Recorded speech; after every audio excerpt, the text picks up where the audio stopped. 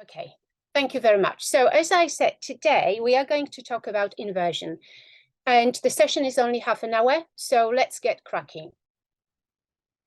Okay, so we'll be starting with something very, very basic, very easy. And I think that you are all familiar with this, but I think it's a nice way to start. So, okay, just imagine, okay, this is the Northern Lights. Now, imagine that, imagine someone who sees this for the first time, myself, for example.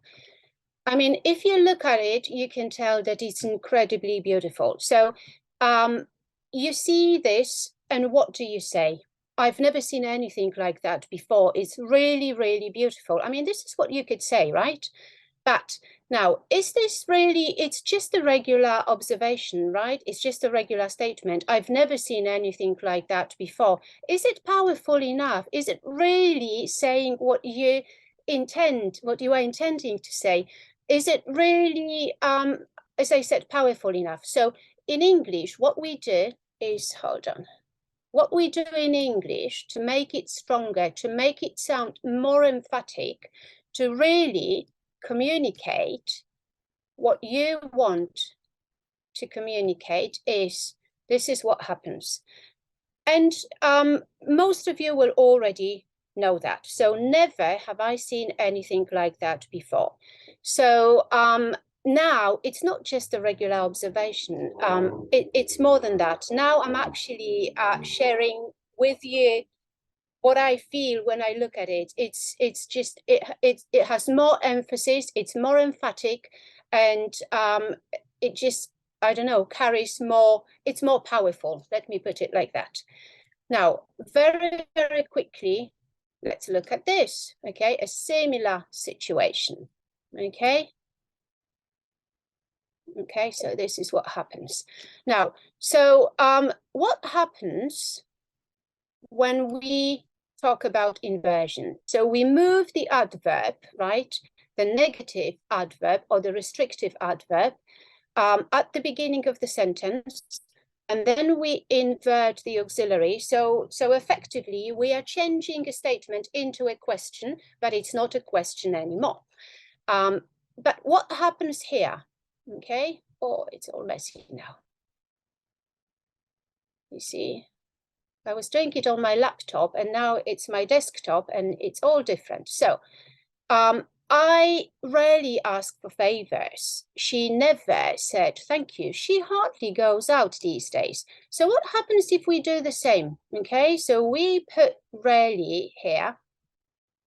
Oh, sorry, guys. Okay, this is so annoying. We put never here, and we put hardly here, but something is missing, right? So rarely I ask for favors. So yeah, I can see, Anastasia, you are already answering the question. So rarely do I ask, never did she say, right? And hardly does she go, right? Does she go? So what happens is this goes and this changes. So when there is no auxiliary verb, what happens is we just add do, does, did for present or past simple. And that's negative inversion, right? With adverbs of frequency. Now, why do we do this? You may ask. Okay, so why do we do this? We do it for emphasis, right? I mean, I've already said this when we were talking about the Northern Lights. I said that if you want this to be a little bit more than just a regular observation, okay, then you use inversion because you want to communicate feelings that you have, right? Feelings associated with the statement. So something is either surprising, interesting, or shocking. This is why we do that. So let's very quickly move on, and let's look at another adverb that we commonly, well, not that commonly, but we do use little, okay, for inversion. So look at this. This guy, okay, is getting married, but He has no idea that the marriage is going to fail. He has no idea that the wife is not going to be a good wife, and it will be a nightmare. So, when he was getting married, I mean, he had no idea. Little did he know what he was getting himself into. But now look at this guy, okay? The late Steve Jobs. Now, little did he know that his hobby would turn into a successful business. So, if you think of this expression, little did he know, little did you know, little, it could be used both to express positive and negative context, both positive and negative situations. So don't get confused, because students, I had students in the past who assumed that you can only use it to talk about negative situations. No, you can use it for both. So two more examples. Think of the lockdown, okay, and COVID. Little did the politicians imagine that COVID would be so catastrophic. That's a negative context, right? But look at this bloke, okay? Little does he know that he's just won the lottery and his life is about to change. So this is positive, right? Okay, let's move on, okay, and let's look at these expressions. So as you can see, they all start with no, not, no, and to carries negative connotations, right? It means it's more than enough. So look at this image now, okay? And imagine that someone is asking you to have this for dinner. No way are you going to eat this. And no way am I going to eat this, right? Now, bear in mind, when you use this expression, it's informal, okay? It's informal language. Let's look at another sentence. Not in a million years will she ever apologize to him. We know her. We know she never apologizes. She's very stubborn. No way did she believe me when I told her the news. I mean, I know she didn't. It's just impossible, right? And to give you a few more examples, that's my friend, okay, that little lady here. Now, she's my friend, or so I thought. I thought she was my friend, but I met her last week, and not once did she ask me how I was when we met last week. Not once has she helped me when I needed her. And to be honest, too long have I been avoiding to confront her about it. So it's time for me to actually put my foot down and do something about it. But don't get fooled. I also have nice friends. Okay, this is my good friend. Now, not once has she disappointed me. Okay, at no point in our relationship has she let me down, and at no time did she hesitate to help me. Now, look, quite similarly to what happened on the previous slide, this could be used in positive and negative context. So you could be communicating a negative idea, but you could also want to communicate something positive. So even though it's negative inversion and you have not here, this is a positive context, right? Not once has she disappointed me. She's never disappointed me. So, okay, let's just move on. Okay, and this, I'm sure you've seen that before, okay? So you must have seen this expression, under no circumstances should you, and that means don't. So how about this image, okay? A father and a son. And the father goes, under no circumstances are you to touch my car, because the son wants to borrow his car. Under no circumstances would I allow you to go to this party, and on no account will I ever agree to this idea. So the father is saying no way, right? So under no circumstances and on no account, never. I just won't do it. And now, okay, let's look at these, because these are slightly different from the previous adverbial phrases. So only with the restrictive meaning and not. So let's look, that's me when I was younger. It's not really me, but let's just imagine, assume it's me. Now, until I became a teacher, I didn't realize how awful a student I was when I was a teenager.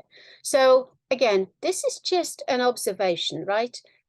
If I want to make it sound more emphatic, what do I do? Okay, so we take not, right? We put it here and we have not until. So not until I became a teacher did I realize how awful a student I was when I was a teenager. Now, let's look at this sentence. I won't allow myself to relax before I finish all my homework. So let's do the same. So not before. Now, not before I finish all my homework will I, okay, let me just move this, allow myself to relax, okay? And the last one, I haven't been able to sleep 12 hours a day since I was a child. So again, what we do, we take this, not since I was a child, have I been able to sleep 12 hours. Now, the reason why I said that these phrases are slightly more difficult than the previous adverbial phrases is because here you have some kind of a two-step approach, okay? So what happens is, after not until, not before, not since, what you do is you need a clause, right? So what we have here is a clause. So not before I finish all my homework, not since I was a child, and not until I became a teacher, right? So inversion only happens here with the main verb. So have I and been, and did I realize, right? So we wouldn't say not before will I allow myself to relax, right? So it's a two-step approach. I like to refer to it like this. So let's look at only. So you can clearly see the two-step approach, right? So only when I got home, okay, the first clause, did I remember I was supposed to call her. Only if she apologizes, the first one, will I talk to her again. Only by studying hard will she be able to pass. And only in London and New York can you see so many nationalities living together in one place.